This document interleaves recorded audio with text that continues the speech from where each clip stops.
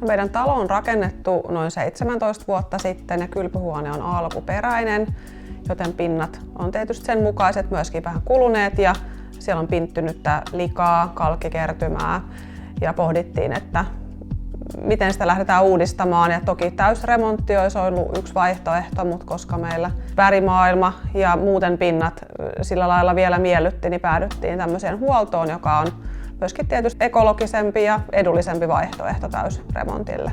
No, kylpyhuonetta on puhdistettu kaikin mahdollisin kotikonstein, myös höyrypuhdistuksella, mutta aikojen saatossa niin tuntuu, että ei sitä oikein saa enää itse puhtaaksi, vaan kalkkia kertyy ja likaakin kertyy aina vaan nopeammin. No, ollaan kyllä tosi tyytyväisiä työn jälkeen, ehkä jopa odotuksia parempi. Kylpyhuone kiiltää nyt ja se on helppo pitää puhtaana.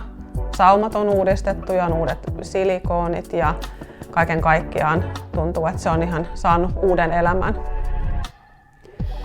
No, koko prosessi Vaisatekin kanssa meni tosi sujuvasti. Heiltä tuli ensin tänne henkilö käymään kartoituskäynnillä, katsoi meidän kylppärin kohteena ja totesi heille sopivaksi ja teki samalla meille tarjouksen. Ja sitten kun oltiin tarjous hyväksytty, niin sovittiin päivät milloin sitten tämä huolto tapahtuu. Ja sitten meillä oli Vaisatekin porukkaa muutaman päivän täällä puuhaamassa ja kaikki meni tosi sujuvasti.